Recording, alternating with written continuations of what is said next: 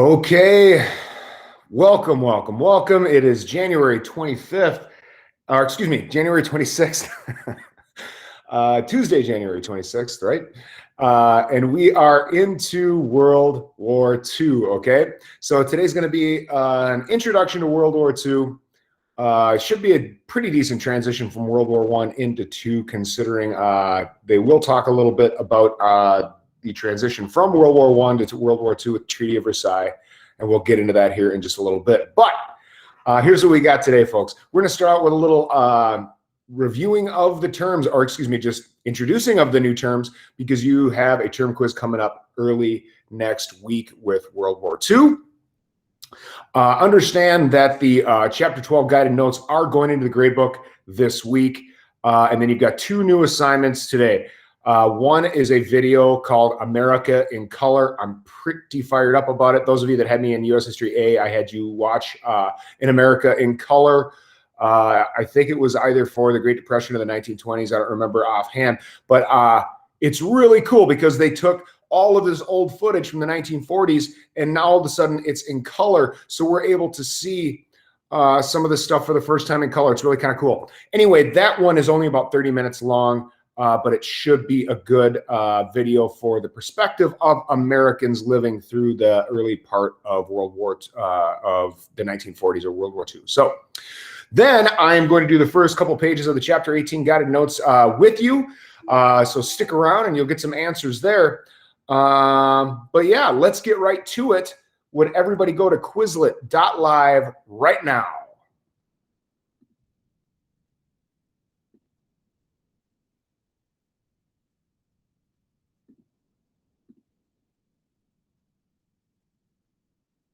And there's your code.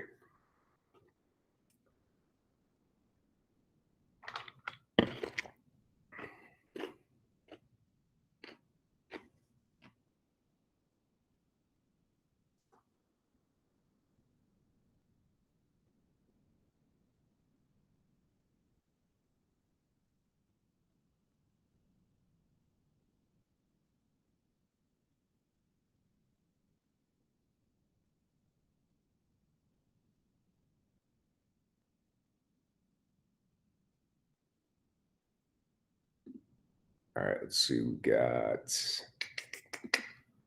26 of you. Missing about 4. Give you about 30 seconds, and then we're going to play.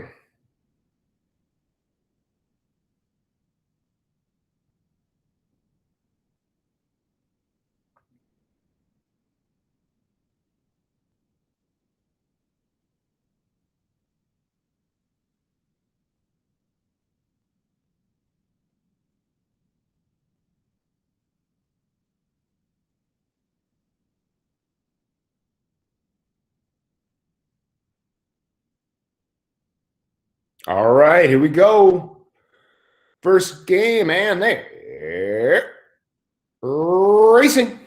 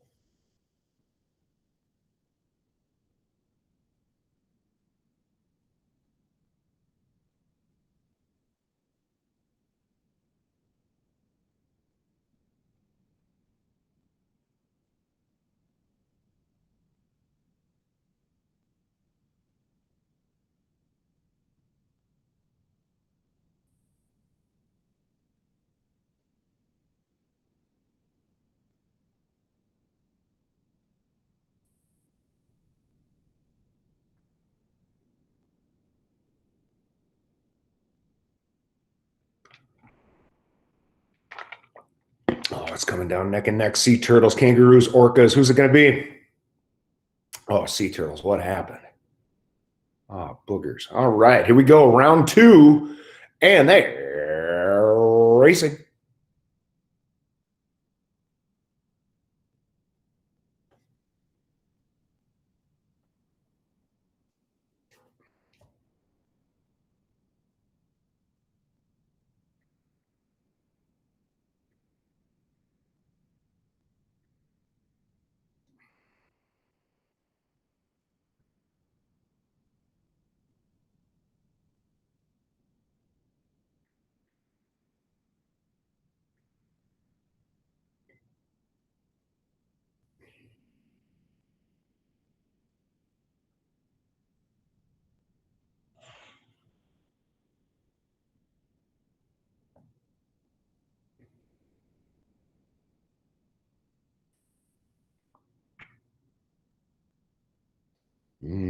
Here we go. This is it, folks. This one's for all the Tostitos.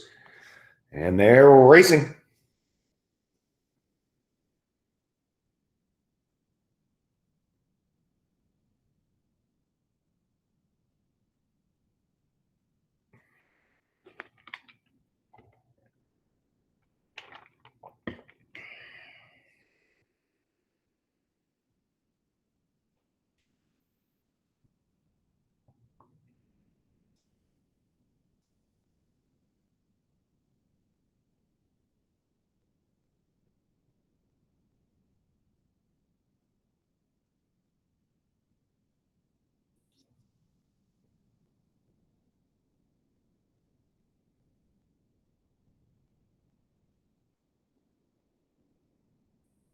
Wow.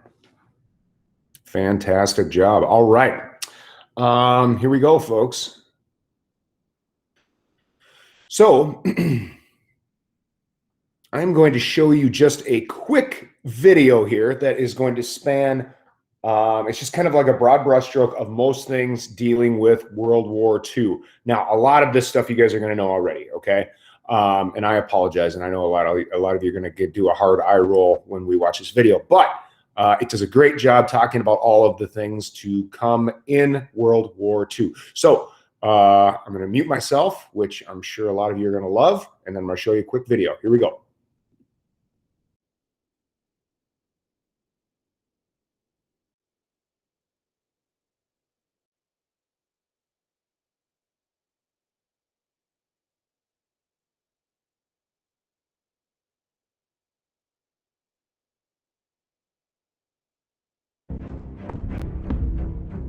With the Allied advances in the Ruhr Valley, the German army was on the run. Incendiary bombing reduced the industrial city of Wuppertal to rubble.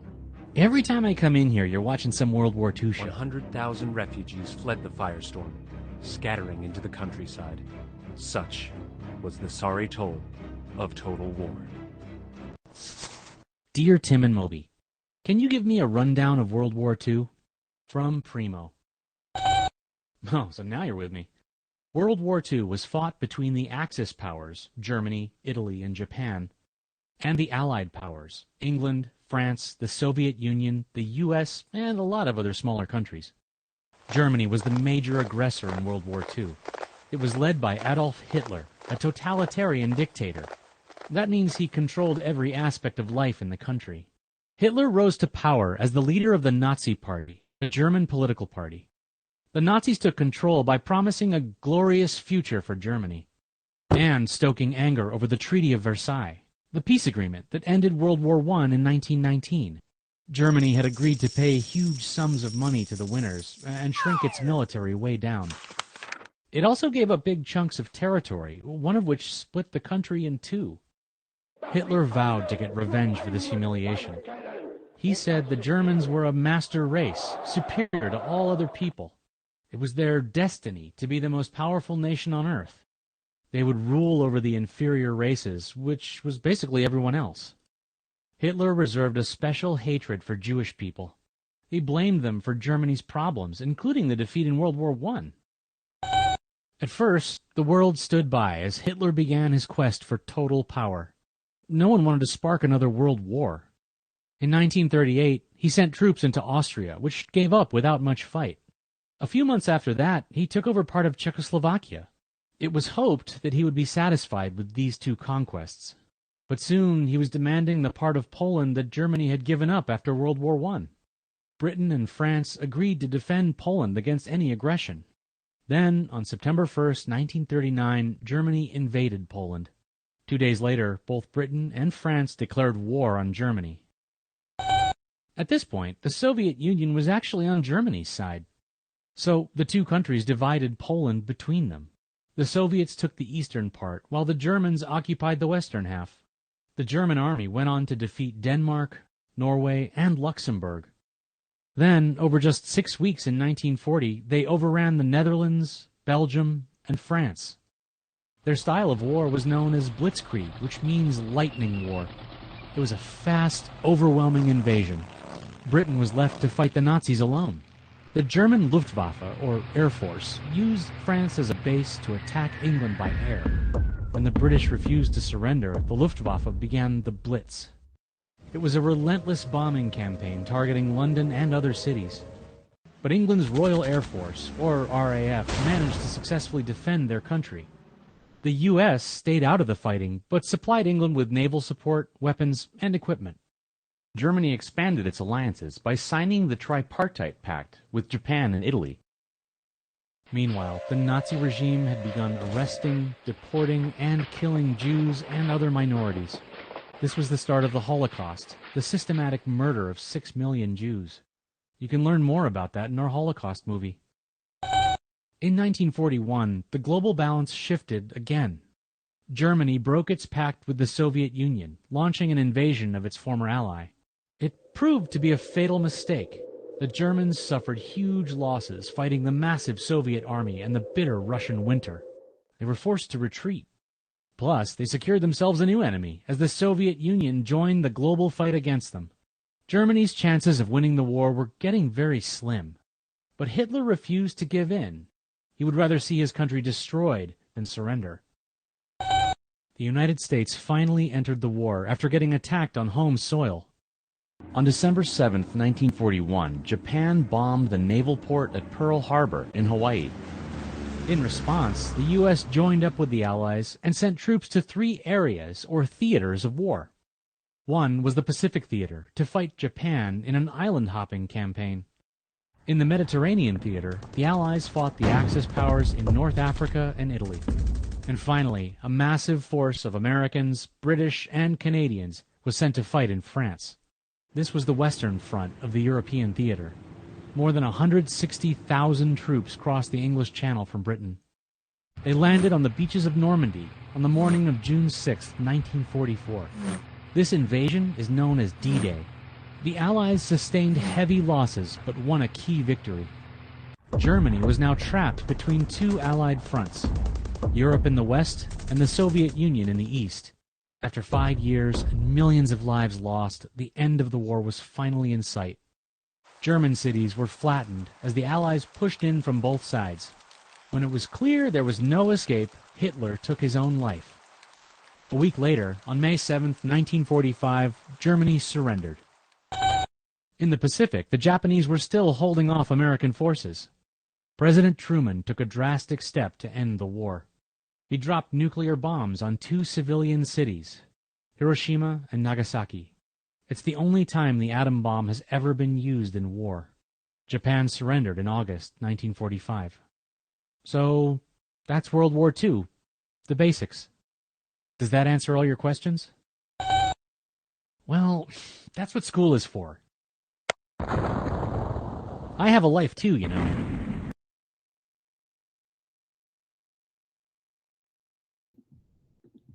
Okay, so I know a lot of you did a good hard eye roll there at having to watch that, but a lot of good information there. And we have only got like 3 days in class in which we're going to be studying World War II because, good golly, we got to get on to the next thing.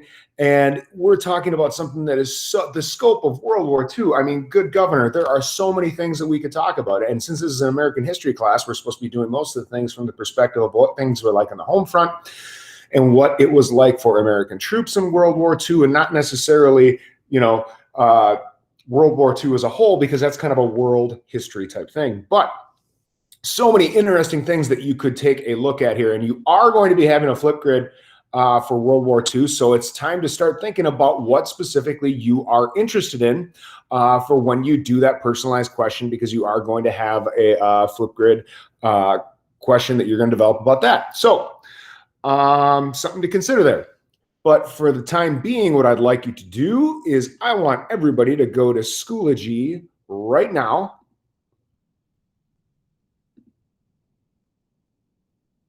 And hopefully everybody can see this. Can everybody hear me? Yes, I hope. Cool. So you've got some upcoming due dates over on the right-hand side. You can see today is the last day to turn in the Chapter 12 guided notes. I'm going to be putting that into the grade book today. We're going to start the Chapter 18 guided notes due later this week, as well as the America in Color 1940s movie. I will show you how to do that here in a moment, but not yet. And then you've got that new term quiz coming up early next week. So under that World War II folder, here's what we got. You've got your Quizlet link that I trust you will study and use when it comes closer to quiz time.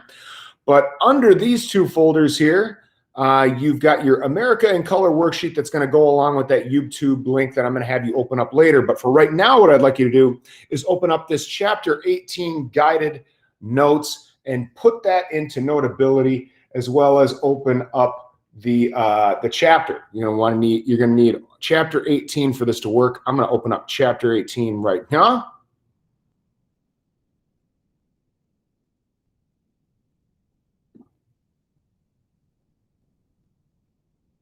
I'll make this just a little bit bigger so that we can do this together. So Chapter 18, okay, all of this is the war. This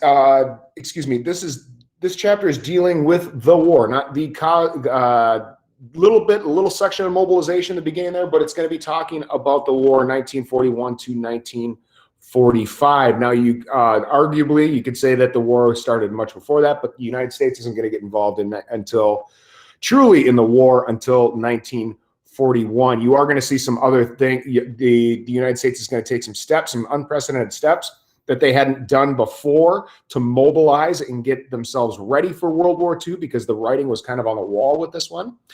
But we will take a look at how wide that Hitler's Europe got kind of later in the week here, to see how big that got and how scary it was for Americans at home to see on the newsreel of how big that was getting and how quickly it happened due to Blitzkrieg. Okay, so Section 1, what we're going to start with right away here is, and you can go right to your guided notes right now and write down, for the Selective Training and Service Act. This was basically them mobilizing and getting troops ready before the war was even started. Why that's significant and why you are writing something down here, folks, is that all males from 21 to 36 have to basically enlist for, or not enlist, but register for military service. And that is kind of carried over into today. Like, once you young men turn 18, you still have to register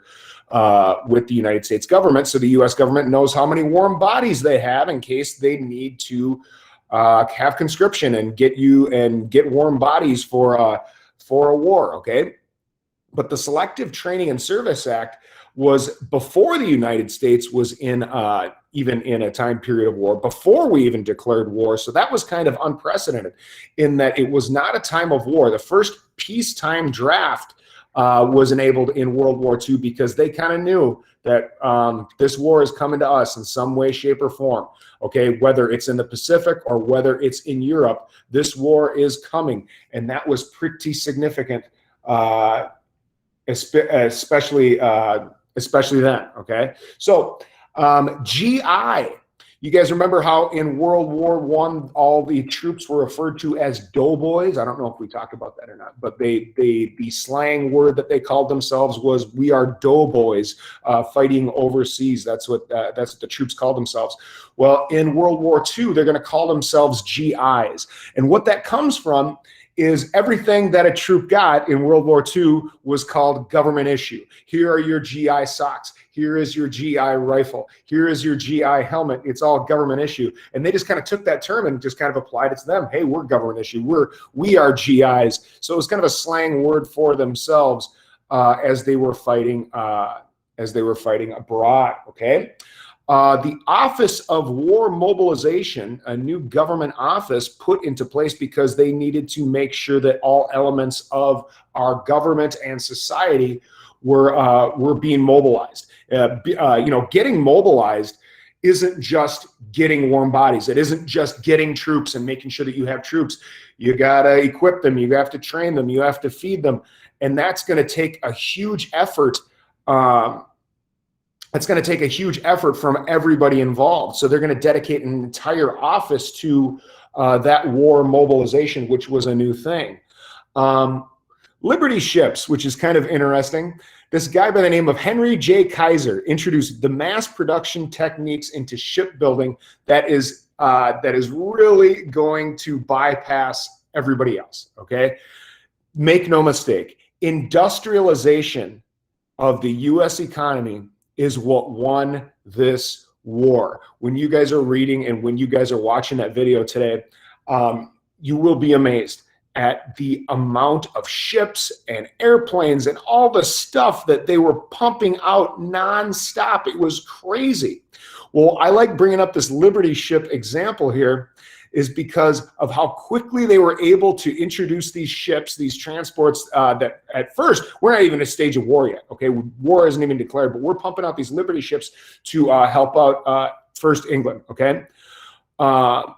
But they could build one ship from 200 days to, it went from 200 days to 40 days, how quickly they could pump them out. And since the guy that came up with the concept of the Liberty ship was named Kaiser, they went, we don't want to name it after you because Kaiser sounds a little too German, so they started calling it Liberty ships.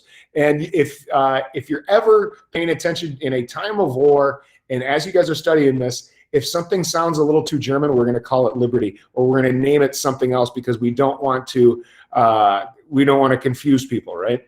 So those are Liberty ships.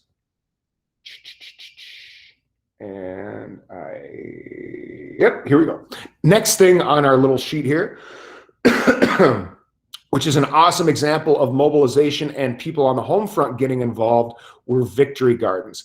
Now, victory gardens weren't just significant in that people were growing their stuff in the home or in their yards or wherever it was, but it was the point that all of the supplies and all the foodstuffs that they were making, okay, by farmers and canning and everything else in factories was going to need to go to the people that were actually fighting overseas. So they wanted to make sure that they were dedicating enough of that to the war effort. So it was kind of the idea that, look, for the time being, we need to ration, we need to conserve, and if you're growing vegetables or whatever, it's probably best that you grow that in the home. You should try to do as best you can, okay, with what you have. So you're gonna see different types of rationing occurring where they were meatless Thursdays and all kinds of different ration tickets in which people were rationing what they had to make sure that all of that stuff was going toward the war effort. The government is also going to encourage people to recycle their scrap metal, their paper, and other materials for war production. So that's kind of like what Boy Scouts would do, is go around and make sure that they were getting all the scrap metal they could to dedicate to the war effort, which some of you might go, why? I don't understand why that's significant. During this war, everybody was involved, especially on the home front. It was the patriotic thing to do, okay? Next, 4 things that we're looking for is the Atlantic Charter, carpet bombing, D-Day, and Battle of the Bulge. I'm sure that you probably have heard of some of these things before. Okay, here's what we can write down. The Declaration of Principles, okay, the Declaration of Principles that the United States and some of these other, look, so Churchill and Roosevelt are going to put into play, okay, are these principles that we kind of held sacred with one another, okay? So that it was kind of like the United States was going to be involved in this war due to the Atlantic Charter because we held a lot of cultural values and ties with the United Kingdom, okay? So let's go to the next one here, carpet bombing. Now, some of you probably know a lot more about this than even I do, but scrolling down. Okay. Both sides in this war, Germany, Britain, the United States, everybody involved, Japan, you're really going to see a new definition of total war. Okay, remember when we first started talking about total war? That's way different. Total war was with William Tecumseh Sherman in the Civil War, and we talked about how you shouldn't bring war to the civilians of a population. Well, once World War II hits and we really get good at bombing, civilians are brought back into this. Okay, and you are going to see the British do it. You're going to see the Americans do it. You're going to see the Germans do it. You're going to see all sides really do this. And it is pretty nasty. Okay. And we're going to start, I think next time we meet, we're going to talk for a little bit about incendiary bombs, about fire bombs, about how different bombing was in this war and whether it was ethical. When you guys go to college, you're going to take an ethics course, and you're probably not just going to talk about the bombing of Hiroshima and Nagasaki. You're going to talk about whether or not this was justified to bomb civilians. Okay.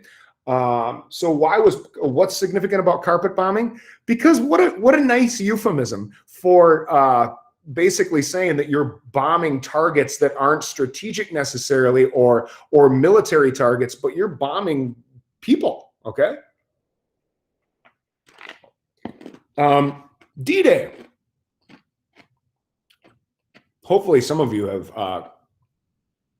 have taken a trip over to France and gone to Normandy. Now, Normandy is geographically, it's kind of the closest part to England. There's a little part closer near Calais, but the point is that was where this huge amphibious invasion of the Allies to try to conquer Hitler's Atlantic Wall here, so that they could declare a beachhead, so they could basically liberate all of Europe. This was the starting point. Okay. Now, those of you that have seen like Saving Private Ryan, you probably have a good handle on what happened here. Or those of you that read like Band of Brothers, you probably have a decent idea about what happened here. They dropped the 82nd, the 101st Airborne behind enemy lines, take out the long range guns, so that these ducks could land on the beach and spill out all these troops, and that they could invade the beachhead. And what a gruesome battle that was. But anyway, D-Day. Okay, this was the kind of the start of declaring that they were liberating Europe. So why do they call it D-Day? It's kind of a weird expression, and they had this old saying in the military that they were always going to be ready for this invasion. They were always going to be ready, and the saying went, "We will attack on the H hour of D-Day."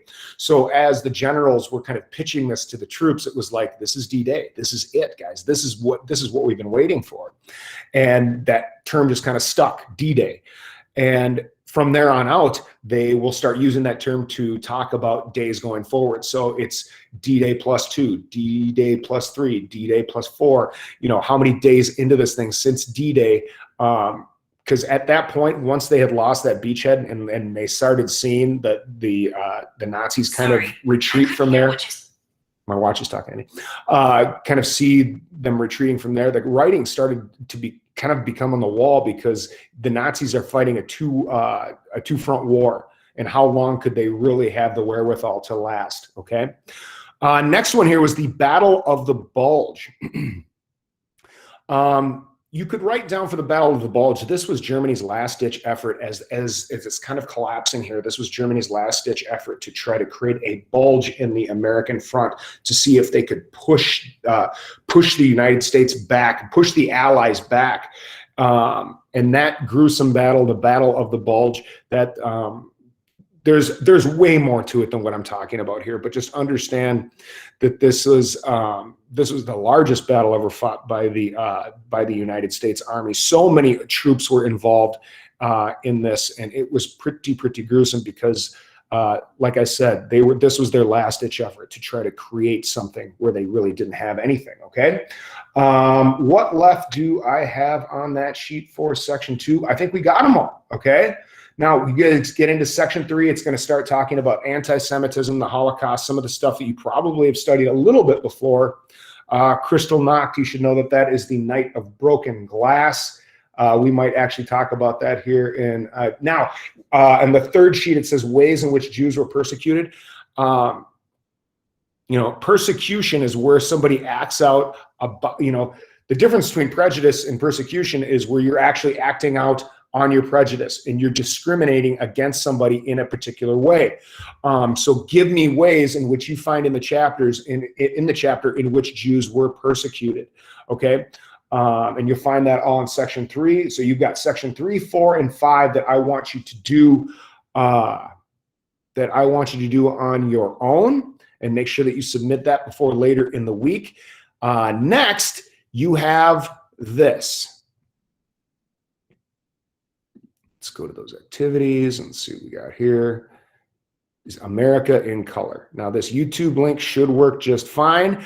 Like I said, you don't have to watch the entire video with this one. I think it's about, I think I stop it on the sheet. I say you can stop at like 37 minutes.